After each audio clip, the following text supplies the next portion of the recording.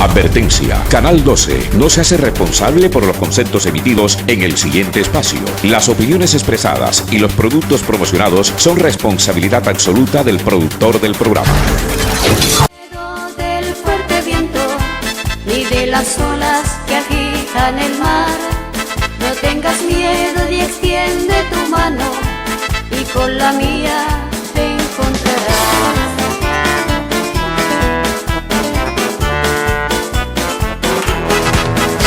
No temas, te dice Jesús, camina sobre las...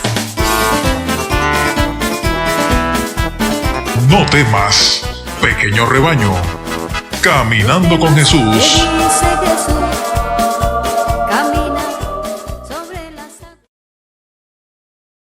Hoy, Jueves Santo, nos reunimos en la tarde como fieles católicos para celebrar la Eucaristía, para celebrar el sacerdocio cristiano, para celebrar la comunidad cristiana y para celebrar la comunión, el amor, la caridad, que es lo propio de los cristianos.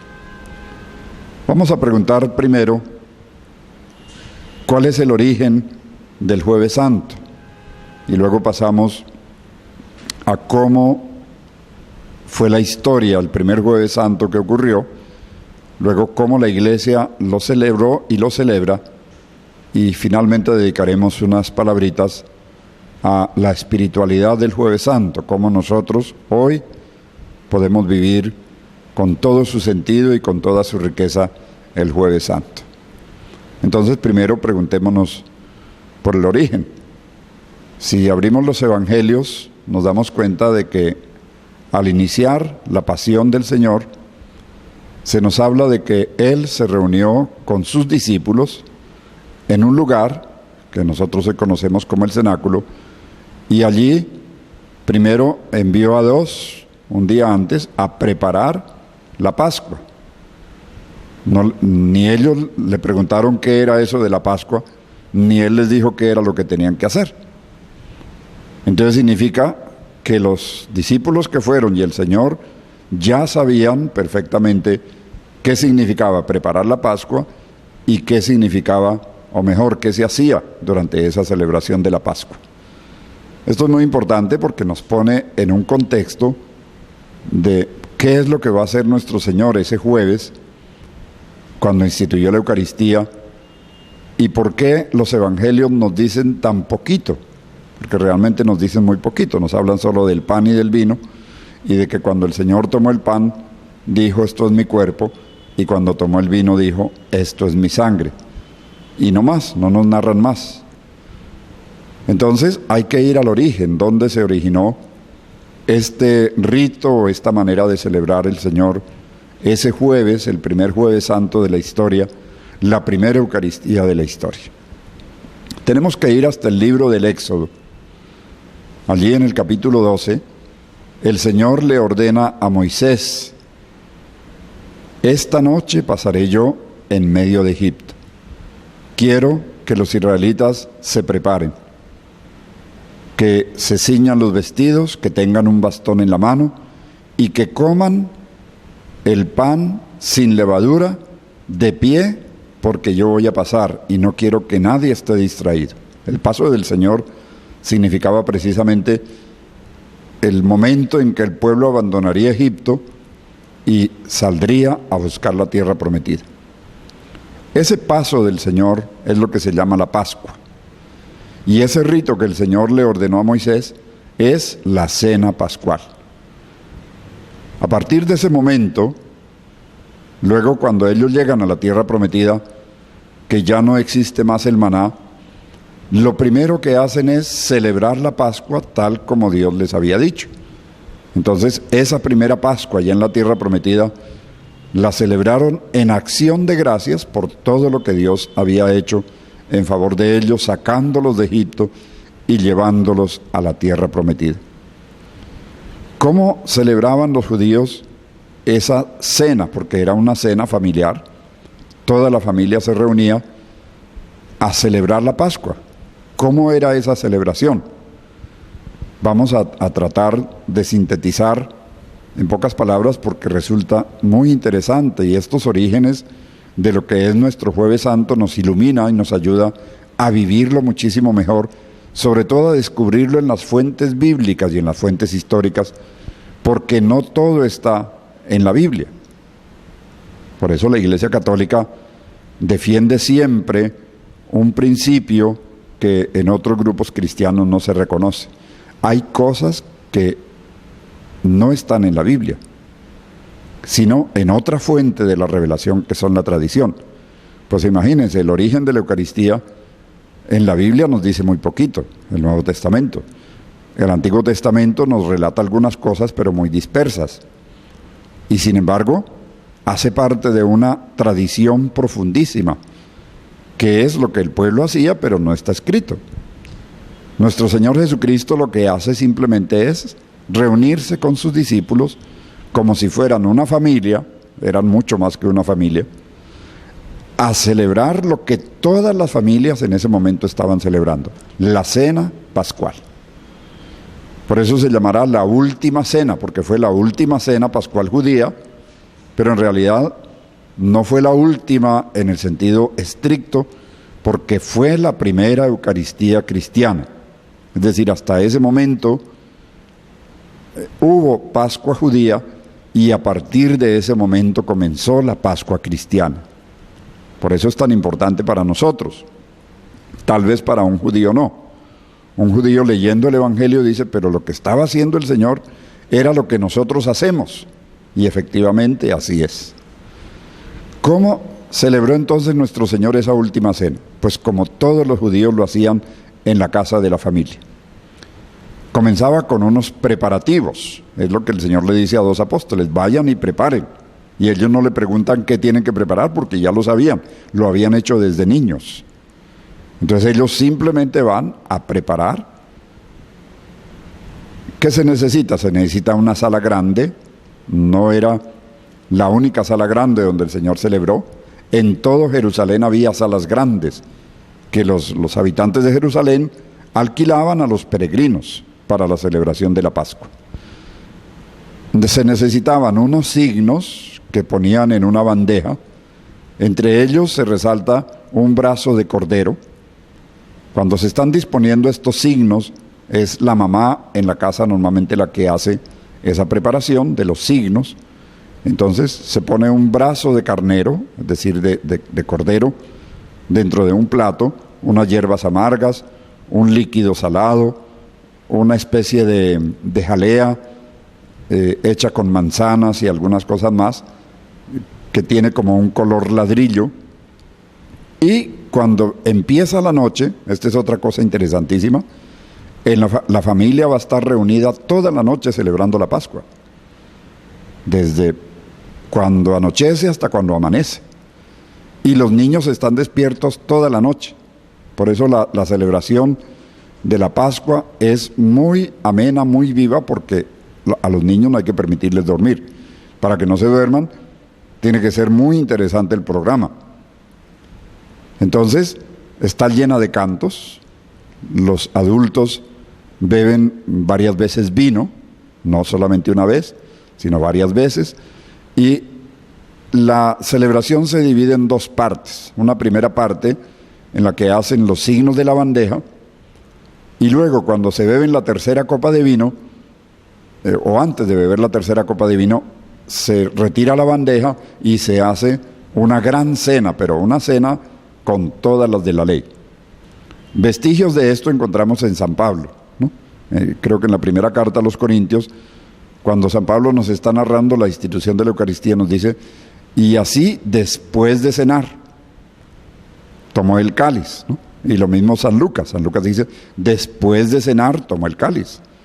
Uno no entiende eso porque como normalmente en la misa la gente no lleva comida, y al que lleve comida lo sacan de la iglesia, entonces no entendemos qué significa eso de después de cenar. Pues es que eso duraba toda la noche, y en medio de la noche había una gran cena con manteles, lo último, con la mejor vajilla, con mucho vino y con muchos cantos, sobre todo cantos relativos a la Pascua.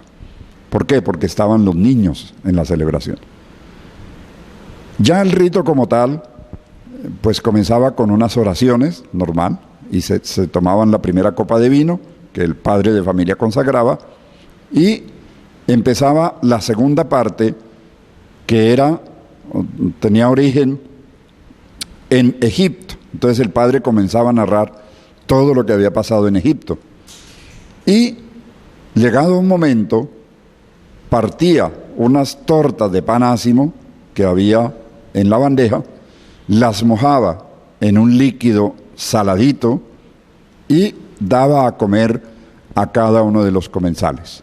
Y el padre de familia, antes de dar a comer a cada uno, les decía: este es el pan de la miseria que comieron sus padres en Egipto, o nuestros padres en Egipto. Entonces, comían las hierbas amargas, como una especie de sándwich con las tortas de pan. Las hierbas amargas, ¿por qué hierbas amargas? Todo les está hablando de Egipto, es decir, de la esclavitud.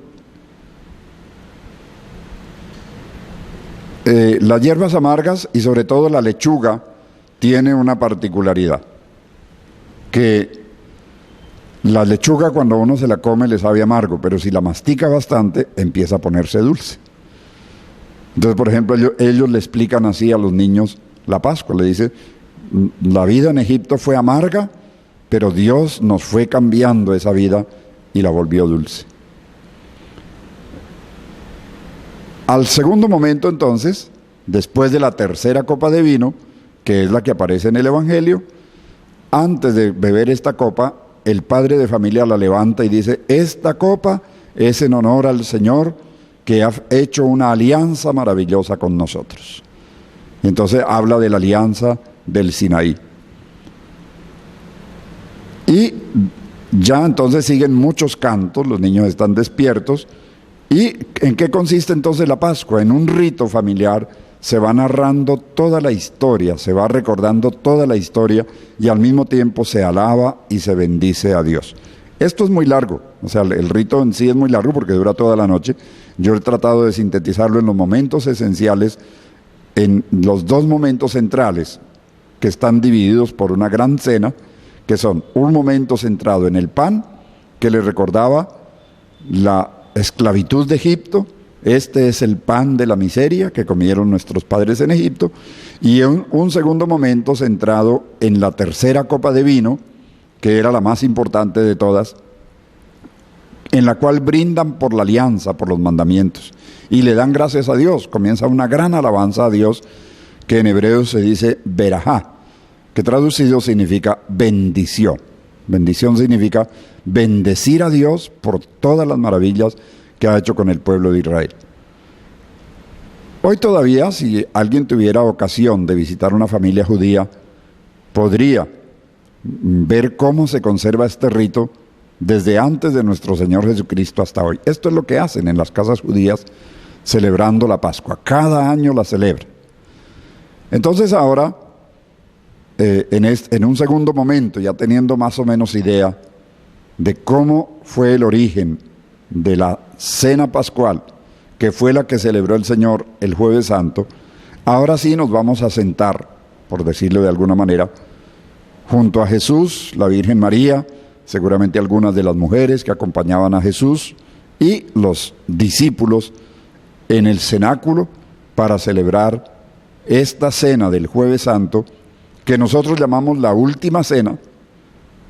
Como ya dije, fue la última cena que celebraron los discípulos y Jesús al estilo judío, pero fue también la primera Eucaristía. Allí instituyó nuestro Señor, en el gran marco de la cena pascual judía, la primera Eucaristía.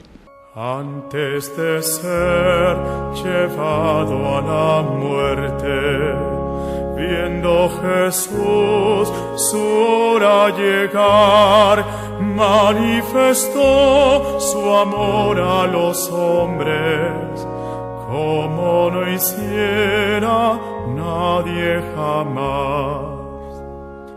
Toma en sus manos pan y les dice: este es mi cuerpo, todos comed. y levantó la copa de vino. Esta es mi sangre que os doy a beber. ¿Qué nos dicen los evangelios? Hay 4 fuentes sobre la institución de la paz, o mejor 5, si le añadimos la fuente del Evangelio de San Juan, que es distinta de lo que nos dicen los otros 3 evangelios, y San Pablo, que también nos narra, muy parecido a San Lucas, este momento. Entonces, si abrimos cualquiera de los evangelios, nos vamos a encontrar más o menos con esto. Llegado el momento, Jesús tomó el pan, lo mostró a sus discípulos y les dijo: tomad y comed todos de él, porque esto es mi cuerpo que será entregado por vosotros. Igualmente, después de cenar, casi en todos los evangelios encontramos referencia a esta cena, y en San Pablo también. Después de cenar, tomó el cáliz, es decir, una copa con vino, y dijo: esta copa es la nueva alianza de mi sangre. Sangre que será derramada por todos o por muchos para el perdón de los pecados. Y los evangelios no nos dicen más. Entonces, claro, que uno con esos elementos dice, pero entonces, y muchos se han preguntado a lo largo de la historia, pero si eso fue lo que hizo Jesús, entonces ¿por qué en una misa meten tanta cosa? Si la Eucaristía fue nada más eso, tomarse una copa, o mejor, comerse un pedazo de pan y tomarse una copa con unas breves oraciones, pues una misa no debería durar más de 5 minutos. Muchos en realidad estarían deseando eso, ¿cierto? Que las misas no fueran tan largas y que eso fuera rapidito para cumplir con Dios rápido, ¿no? Y volver a las tareas del día o del domingo.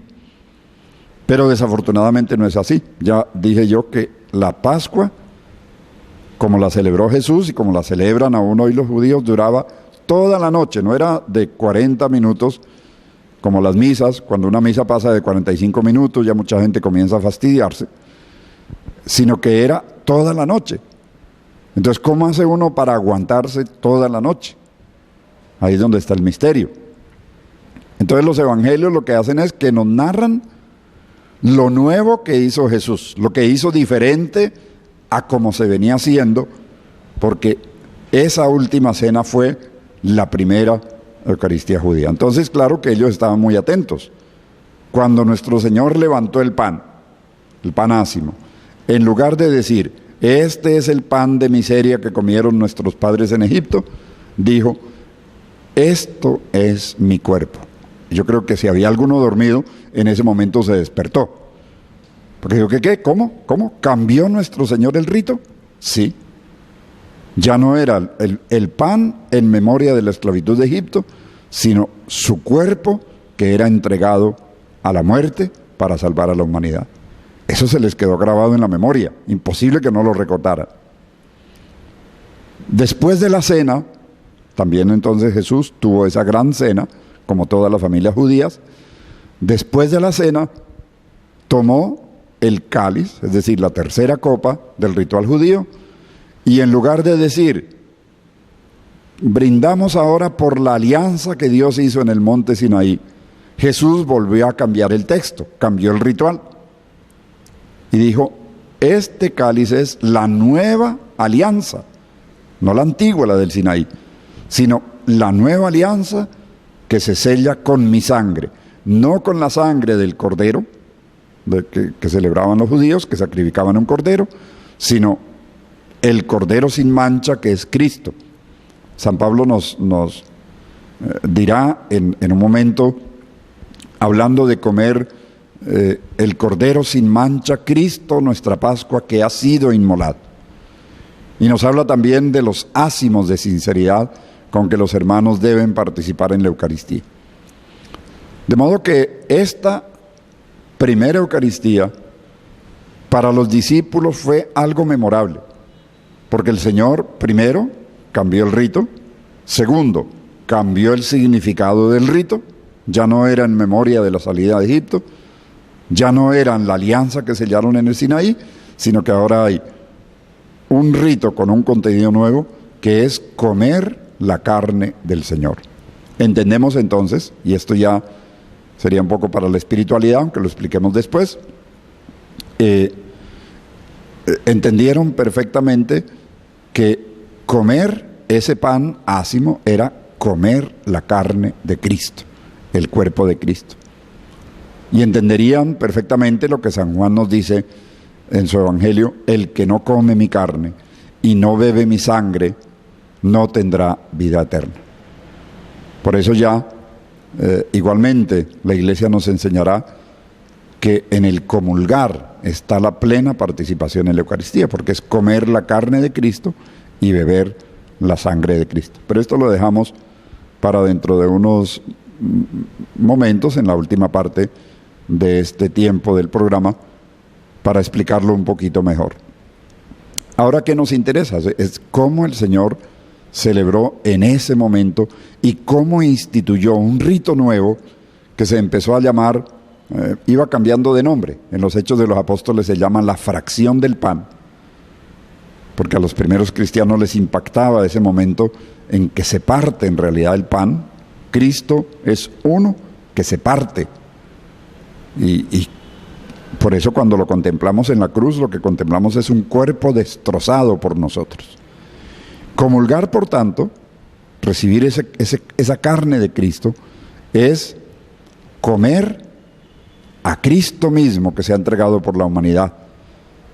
Y lo cual implica entonces que nosotros al comer participamos de esa misma gracia y de esa misma misión.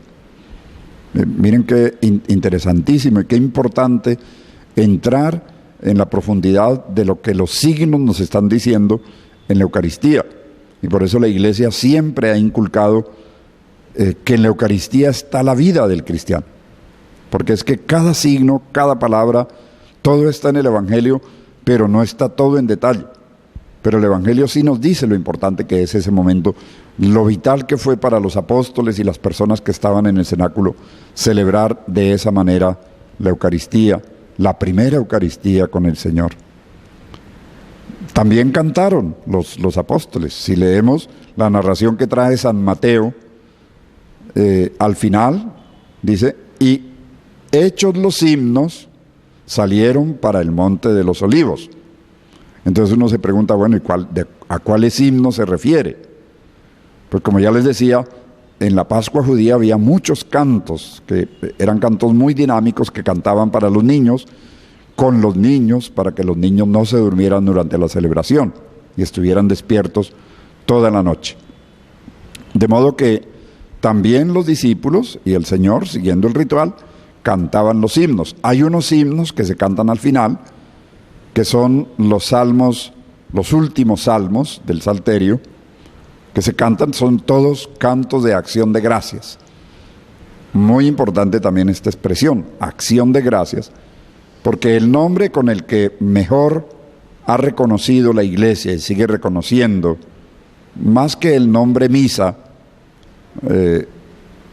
porque la palabra misa viene de cuando la misa era en latín, cuando la celebración era en latín. La misa concluía con estas palabras, ¿no? Las últimas palabras que decía el sacerdote después de darle la bendición era ite misa est. Toda la gente se le quedó esa misa porque era el momento en que se acababa todo y salían de la iglesia, ¿no? Y salían entonces y se les quedó la palabra misa. Pero ¿qué significaba esa expresión latina ite misa est? ¿No? Significa vayan, son enviados, ¿no? Así, haciendo una traducción muy fácil de esa expresión latina, significa eso. Por eso, curiosamente, en la Eucaristía, cuando la celebramos en español, ya con la reforma que hizo el Concilio Vaticano II, recuperan esa expresión al final de la misa. Una vez que el celebrante da la bendición, entonces las últimas palabras, que son la despedida, es: podéis ir en paz, o pueden ir en paz. Es lo mismo, ¿no? Algún despistado, o alguien que estaba muy aburrido en la iglesia, pues dirá ese gracias a Dios, ¿no? Como diciendo, bendito sea Dios que se acabó esto, ya estaba yo cansado aquí, ¿no? Pero en realidad no ese es el significado. Cuando el sacerdote dice, vayan en paz, nos está enviando. Misa, ¿no? Enviados. Lo que hemos vivido en la iglesia se nos envía a vivirlo en el mundo. Entonces, miren qué importante descubrir estos detalles de la celebración eucarística, cómo la celebró el Señor y cómo va a pasar la Eucaristía a nuestro tiempo. Antes de ser llevado a la muerte, viendo Jesús su hora llegar, manifestó su amor a los hombres, como no hiciera nadie jamás. Toma en sus manos pan y les dice, este es mi cuerpo, todos comed.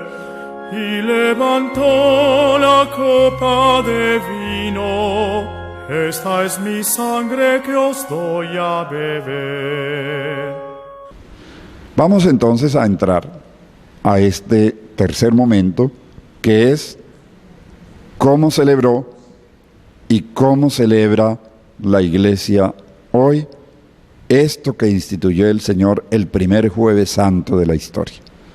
Lo que nosotros llamamos la misa, la Santa Misa, la Eucaristía, el Santo Sacrificio, son nombres muy comunes con los cuales nos referimos a esta celebración de la Eucaristía. Entonces, bien, ¿cómo se celebra hoy? Pues para nadie es un secreto. Yo pienso primero hacer como un recuento muy rápido de cómo se celebró al comienzo, cómo se fue celebrando a lo largo de la historia y cómo la estamos celebrando hoy. Imagínense que la Eucaristía es el tesoro más grande que tiene la Iglesia, y es así. San Juan nos la presenta como un testamento que dejó el Señor. La Eucaristía es el testamento del Señor a la comunidad cristiana.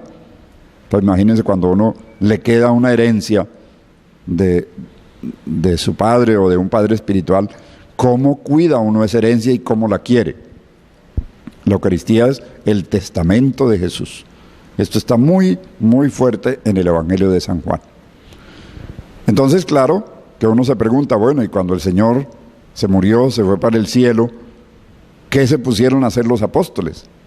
Pues bueno, ellos ya como buenos judíos que eran, continuaron celebrando los distintos misterios que celebraban los judíos, pero ahora comenzaron a darle una nueva identidad a partir de Cristo. Por ejemplo, ya no celebraban el sábado, pasaron a celebrar el domingo, porque el Señor resucitó el domingo, en la noche del sábado al domingo.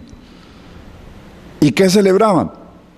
Pues al igual que hacían los judíos, que celebraban la Pascua cada año, y cada semana recordaban la Pascua en el Shabbat, es decir, la fiesta del sábado, para ellos sacratísima.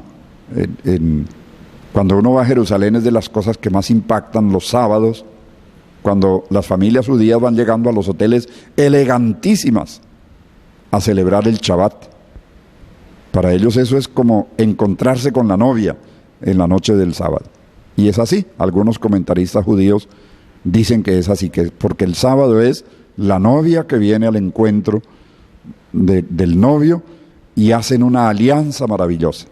De modo que ellos eso lo celebran con un gran gusto, con una gran alegría, aún hoy, lleno de cantos, lleno de alegría, lleno de comidas exquisitas, especiales, y sobre todo con los niños en la familia judía. Cuando ve uno a algunos cristianos como van a misa con sudadera, en pantaloneta, señoras escotadas, y las poses que algunos toman en las bancas de la iglesia, ahí como quien está en un parque o en una sala de espera del transporte que lo va a llevar a algún sitio, entonces uno sí que extraña ese sentido de lo sagrado, pero también ese sentido de el mejor momento, el más esperado, la Eucaristía. ¿Cuántos cristianos fallamos en eso? Pero bueno, todavía no me meto con la espiritualidad. Estábamos hablando de cómo la iglesia ha celebrado? Pues miren, lo primero que hacen los apóstoles es celebrar la Eucaristía. Ya en el Evangelio de San Juan nos encontramos 2 celebraciones eucarísticas. En las 2 está presente el Señor. Y la celebraban cada 8 días el domingo. Entonces, por ejemplo, en San Juan nos encontramos que la primera la celebró el Señor el mismo día de la resurrección. Se presentó donde estaban los discípulos y partió con ellos el pan, les dio unas instrucciones, se alegraron, pero ese día había un tal Tomás, que era de la lista de los apóstoles, que no fue. No sabemos si estaba enfermo, si estaba en crisis, si había roto con la comunidad o qué pasó. El hecho es que no estaba. Y San Juan dice que ese día fue el Señor, celebró con ellos y Tomás no estaba. A los 8 días fue Jesús y entonces resulta que sí estaba Tomás. Tampoco nos dice San Juan por qué estaba Tomás. Pero lo que sí es interesante es que Jesús lo llama y le dice: Tomás, ven, mete tu dedo en mis heridas, mete tu mano en mi costado, dichosos los que creen sin haber visto. Tomás siente un profundo pesar, porque es que él le había dicho a los compañeros apóstoles: si yo no meto el dedo en las llagas y no meto la mano en su herida del costado, no creo. Porque él no se creía que el Señor había estado con los demás apóstoles y él no estuvo presente. Por eso el domingo siguiente no se la pierde. Y es cuando recibe este remesón de parte del Señor. Luego nos encontramos por allá en los Hechos de los Apóstoles, ya unos años más tarde, como en el año 60 y algo, una Eucaristía que celebró San Pablo. Esta es interesantísima y por eso la relato. Está en el capítulo 20 del libro de los Hechos de los Apóstoles. No recuerdo si es en Éfeso donde está celebrando San Pablo. San Pablo va en un barco porque va prisionero a Roma. Y aprovechando la estación del barco y que él se ganó a los policías que lo llevaban en el barco, se le permitía reunir a las comunidades por donde iba a pasar el barco. Y allí entonces aprovechó y fue a celebrar la Eucaristía con las comunidades de aquel lugar. Pero San Pablo estaba emocionadísimo y se le fue la mano en la homilía, ¿no? Es decir, que duró varias horas predicando. Y estaban arriba, normalmente las salas grandes para celebrar la Pascua, estaban arriba en las azoteas, en las casas arriba del techo, y ahí solamente había un bordecito para sentarse y un techo por si llovía, pero no había más, no había cristales, no había ventanas. Y había un tal Eutico que estaba en esa misa con San Pablo, y al pobre Eutico le fue cogiendo el sueño. La casa era de 2 pisos, estaban arriba del techo, por tanto estaban en el 3er piso. Y como no había recostadero, Eutico se fue por la ventana a la calle. Entonces, por supuesto, el pobre Eutico se mató. Y lo que nos dicen los Hechos de los Apóstoles es que fueron todos corriendo, San Pablo se echó sobre él, lo resucitó y lo llevaron de nuevo para terminar la celebración eucarística. Esto parece una cosa anecdótica, pero es interesante porque nos permite constatar que San Pablo celebraba la Eucaristía con las comunidades y que esto era una costumbre frecuente y que lo hacían el primer día de la semana. Era la manera como los judíos llamaban el domingo. Así entonces la Eucaristía celebró. En el Catecismo, por ahí en el número 1335 del Catecismo de la Iglesia Católica, el Catecismo nos trae un testimonio del año 200 y algo. En todo caso es anterior al año 250. Es un escrito de San Justino, un hombre importantísimo de ese tiempo de la Iglesia, porque había nacido en Palestina, se había criado en Grecia y vivía en Roma. Era profesor de filosofía, o sea, era un hombre muy instruido, hablaba los 3 idiomas perfectamente y era muy amigo de un emperador. Estamos en un contexto ahora de persecución de los cristianos, año 200 y algo. Entonces, San Justino, que era cristiano, filósofo, amigo del emperador, le escribe a su amigo emperador diciéndole: ¿por qué nos persigues? ¿Por qué te dejas llenar la cabeza de cuentos de las cosas horribles que hacen los cristianos? Yo te voy a explicar qué es lo que hacemos los cristianos. Y comienza a hablarle de cómo los cristianos celebraban la Eucaristía en el año 250. Es maravilloso porque entonces nosotros encontramos ahí en el Catecismo, si no estoy mal es el número 1335 o 1345, ahí se nos narra paso por paso lo que hacían en una Eucaristía los cristianos del siglo III.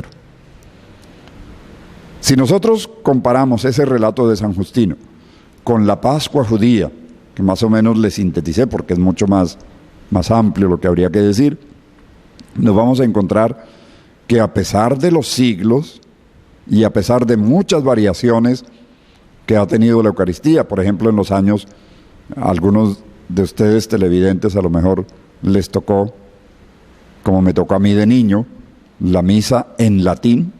Todo era en latín menos el regaño del padre, ¿no? Pero todo lo demás era en latín. Entonces, y nadie hablaba latín, solamente el padre, y eso no sabemos si lo entendía. Entonces, ¿qué hacía uno en misa? Pues yo por lo menos, como era niño, me distraía mirando las pinturas de la iglesia, ¿no? Todo el rato que mis padres me llevaban a misa, esa era mi distracción, mirar a los angelitos con alitas, los viejitos con barbitas y todas las cosas que había en la iglesia, porque no tenía otra manera de pasar el tiempo ahí. Y miraba a las viejitas a mi lado, ¿y qué hacían las viejitas a mi lado? Pues echar camándula durante toda la misa, porque ¿en qué más ocupaban el tiempo si no entendían nada de lo que allí sucedía? Por eso fue que el Concilio Vaticano II, preocupado porque los cristianos estaban perdiendo la riqueza de la Eucaristía y estaban haciendo otras cosas que no tenían nada que ver con la Eucaristía, como yo navegando por los techos de la iglesia, ¿no? Mirando las figuritas que había dibujadas. Menos mal que en esa iglesia de mi pueblo estaba llena de pinturas, por lo menos me servían para no pensar cosas feas durante la misa. Pero era triste, ¿cierto?, que hubiéramos llegado a eso, que nadie hablaba latín y todo era en latín. Y solamente el sermón ni siquiera era una explicación de los textos bíblicos, sino era una especie de discurso hecho con toda la oratoria y todas las normas de oratoria que hacía el sacerdote, tocando temas morales o temas de algún interés espiritual, pero no propiamente relativos a lo que se estaba celebrando. A mí me tocó vivir, siendo niño, misas así. Por eso agradezco tanto al Concilio Vaticano II, que ha hecho la reforma de la Eucaristía. El Concilio ha partido de un principio. Siguiendo el espíritu de los santos padres, hay que quitar de la misa todo lo que fue añadido con el correr de los siglos y recuperar aquello que se perdió y que hacía parte de la tradición. Entonces fíjense que son dos cosas importantes. Yo no entiendo todavía cómo hay grupos cristianos que dicen que el concilio acabó con la iglesia. Esto es absurdo. O sea, el Concilio Vaticano II recuperó lo que pertenecía a la herencia y tradición de la iglesia, a lo que nos enseñó el Señor, y nos dejó la manera de entenderlo y de vivirlo y de disfrutarlo. Cuando uno entiende estas cosas, disfruta la Eucaristía. Como los niños en la Pascua, aunque durara toda la noche, la disfrutamos. Y así tendríamos que vivir nosotros los cristianos encuentro.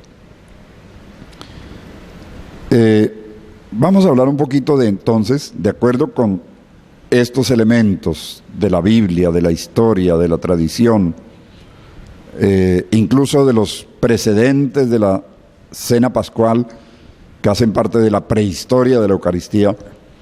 ¿Cómo deberíamos nosotros entonces vivir y celebrar la Eucaristía? A mí se me ocurre que podíamos pensar en un partido del Junior, ¿no?, con un equipo, una final, ¿no?, una final de vida o muerte. Y voy a suponer que todos ustedes y yo somos hinchas del Junior. Entonces el partido va a ser en Barranquilla.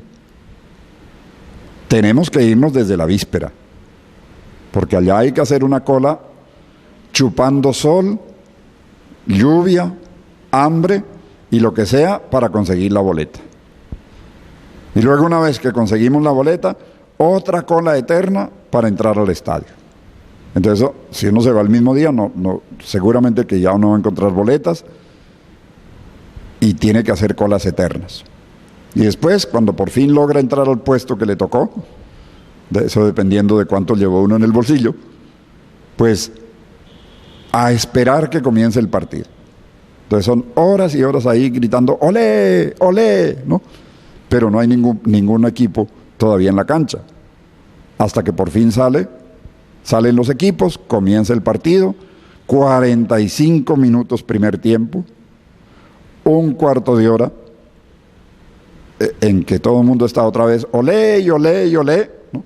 Y luego otros 45 minutos para un total de 2 horas en el estadio. Pero eso no es todo. La lucha para salir del estadio en buenas condiciones, ¿no? Todo el mundo apretujándose, todo el mundo queriendo salir primero, hasta que por fin logró uno salir. ¿Cuánto tiempo se le va?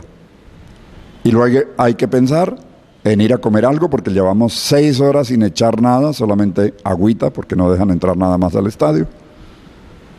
Entonces hay que ir a comer algo. Y luego hay que pensar en el regreso, ¿no? Para coger la semana de trabajo. ¿Y cómo hacen los verdaderos hinchas? Pues de lunes a miércoles están hablando del partido que jugó Junior. Pero se me olvidó decirles, cuando Junior mete un gol, todos los hinchas se levantan, aplauden, gritan, lloran, hacen hasta contorsiones, ¿no? De la emoción de que su equipo metió un gol. Es decir, no son gente fría que de pronto, ¿no? Cuando termine el partido se encuentra con un jugador y le dan la mano y le dicen muchas gracias. No, ellos son tan expresivos que se ponen de pie, danzan, bailan, gritan, se quedan afónicos por el triunfo de su equipo. Y luego, claro, ahora sí volvemos al tema, de lunes a miércoles hablando del partidazo que jugó el Junior en el estadio. Y de jueves a sábado se habla del juego que viene la semana entrante. Yo digo, si los cristianos viviéramos de esa manera la Eucaristía, seríamos realmente la gente más feliz y los que haríamos más felices a los demás. ¿Cómo vivimos nosotros la Eucaristía? Esta es una pregunta. Hay gente que dice, hay que ir a misa, porque si no voy a misa, tengo que ir a confesar. Entonces, hay que ir a misa. Ese hay que ir a misa, ¿qué significa? Ojalá no tuviera yo que ir a misa, pero como toca ir a misa, pues toca ir a misa. Entonces se vive como una obligación por cumplir, ¿no? El Papa utilizó una vieja figura hace algunos meses, hablando de esto, de los cristianos de cumplimiento, ¿no? Van a misa por cumplimiento, es decir, cumplo y miento. Cumplo con Dios, pero luego no vivo de acuerdo con eso que le cumplo a Dios. Es simplemente un requisito para estar bien calificado allá arriba, por si acaso. ¿Será que esa es la manera como nosotros vivimos una Eucaristía? ¿O será que la vivimos más bien al estilo del partido de Junior, en el que vamos, participamos, aplaudimos, nos levantamos, gozamos, así la misa dure las 2 horas que dura un partido de fútbol? Y luego comentamos durante el resto de la semana esa Eucaristía con nuestros amigos, con nuestra familia. Eso ha sido para nosotros vital y ha producido tal alegría que no se nos olvida. Se nos puede olvidar comer, se nos puede olvidar todo lo demás, pero esa vivencia de la Eucaristía no se nos puede olvidar. Y luego, como viene la misa del otro domingo, entonces igualmente nos preparamos porque viene algo muy importante, nos sacrificamos y nos toca caminar kilómetros y kilómetros, como me tocaba a mí de niño para ir a misa, pues lo hacemos sin ningún problema porque es la misa. En el testimonio que yo les decía de San Justino, precisamente San Justino nos dice eso, que al lugar donde se celebraba la Eucaristía iba gente desde las veredas a celebrar la Eucaristía. Habla de los campos, dice, venía gente de la ciudad y de los campos. Esos sí eran cristianos verdaderamente convencidos. Hace unos años, en Abisinia, fueron martirizados un grupo de cristianos. Simplemente porque el rey había ordenado, el rey de Abisinia, prohibiendo los grupos de personas para cualquier cosa. No se podían reunir, ningún tipo de personas a hacer reuniones. Los cristianos decidieron desobedecer esa orden e ir a misa. Entonces, cuando los llamaron a juicio, les preguntaron, pero ustedes, ¿por qué desobedecieron la orden del rey? ¿Por qué no se aguantaron y dejaron de reunirse? Y estos mártires, porque terminaron siendo mártires, el rey los mandó matar por desobedecer esa orden, le dijeron a los que les interrogaban la siguiente respuesta: es que nosotros no podemos vivir sin reunirnos el domingo. Piénsenlo ustedes, que a lo mejor prefirieron mirar en televisión bien sentaditos tomando café este programa que irse a la iglesia a celebrar con la comunidad cristiana. Piénsenlo los que van a misa solamente cuando les nace. Hoy no me nace ir a misa, entonces no voy a misa. Eso es muy triste. Cristianos así son tristes cristianos, que no vibran con la Eucaristía, que no le hallan sentido, que se aburren en la misa, que empiezan a cambiar de posición cada rato porque la misa se demoró 5 minutos, o porque el padre habla con un tono monótono, o qué sé yo. Pues para cristianos así, mejor ateos, como decían del Papa hace unos días. Cristianos así no nos hacen falta. Cristianos que vibren con la Eucaristía, esos son los que estamos necesitando, que vivan de la Eucaristía, que como los mártires de Abisinia digan, no podemos vivir sin el domingo, no podemos vivir sin la Eucaristía. Para nosotros es vital celebrar con nuestra comunidad, participar con la Sagrada Comunión, alegrarnos con la alegría del canto, aplaudir, exultar, bendecir a Dios por todo lo que hace y mostrar al mundo que ser cristiano vale la pena y que irse los domingos, el principal programa del domingo es la Eucaristía. Todo lo demás está supeditado a la Eucaristía. Comprendo que hay muchos cristianos y me duelen enormemente como obispo, porque incluso en mi diócesis hay lugares donde el padre no va a celebrar la Eucaristía. Y no va no porque no quiera, sino porque no alcanza. ¿Cuántas comunidades a donde el padre llega solamente una vez al año o 2 veces al año?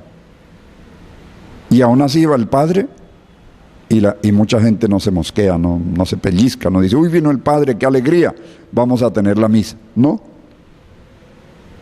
Entonces, ciertamente, cuando uno encuentra cristianos así, y no son pocos, uno sí desea que haya un cambio muy grande en la espiritualidad cristiana.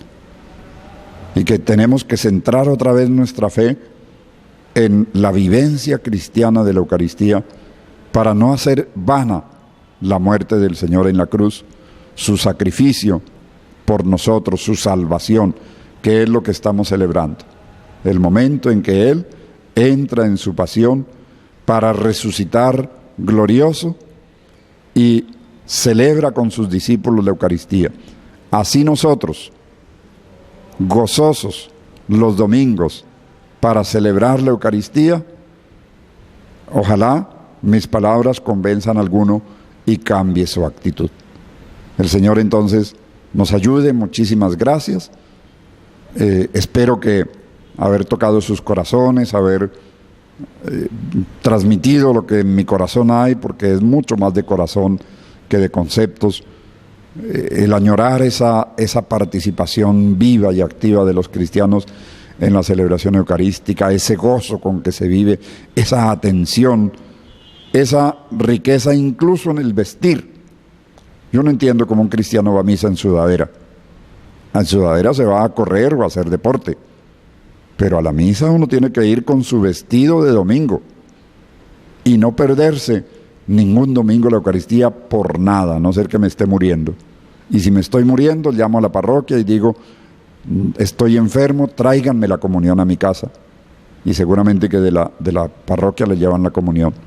¿Cómo podrá uno pasar un domingo y otro domingo y otro domingo sin la misa y sin la comunión? Entonces, ojalá en las comunidades cristianas, en las veredas, en las familias, trabajemos estos aspectos y empecemos a renovarnos interiormente para una más rica celebración de la Eucaristía. Y cuando uno entiende la palabra de Dios que se proclama, le pone atención a la predicación, canta los cantos, responde cuando hay que responder, está de pie cuando hay que estar de pie, está sentado cuando hay que estar sentado, está de rodillas cuando hay que estar de rodillas, y vibra con la celebración eucarística, no está distraído en otras cosas.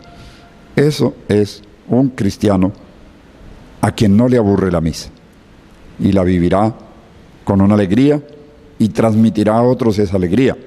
Y luego cuando el Padre diga, pueden ir en paz, pues se irá feliz y contento a vivir durante la semana lo que allí ha celebrado en el templo, en la iglesia, con todos los hermanos de su comunidad, con todas las familias de la parroquia. El Señor les conceda y nos conceda una iglesia viva en la que vayamos mediante la evangelización recuperando todos aspectos que por falta de predicación o por falta de ayuda o por falta de interés o por desmotivación hemos ido perdiendo. Es el tiempo de recuperarlo todo y volver a los caminos de la auténtica Iglesia católica. El Señor los bendiga. Muy buenas tardes. Los esperamos para hablar un poco sobre el Viernes Santo, sobre la pasión del Señor y sobre otros aspectos que en esta Semana Santa hay que resaltar. Bendiciones para todos, especialmente a los enfermos, a las familias, a los que de lejos, porque no tienen la oportunidad de celebrar la Eucaristía, nos siguen a través de estos programas. Gracias también a quienes han facilitado estas transmisiones, a este canal, el canal 12, a su gerente y a todos los técnicos que nos han acompañado. Que Dios los bendiga y les conceda también a través de este servicio la santificación y la alegría en sus vidas.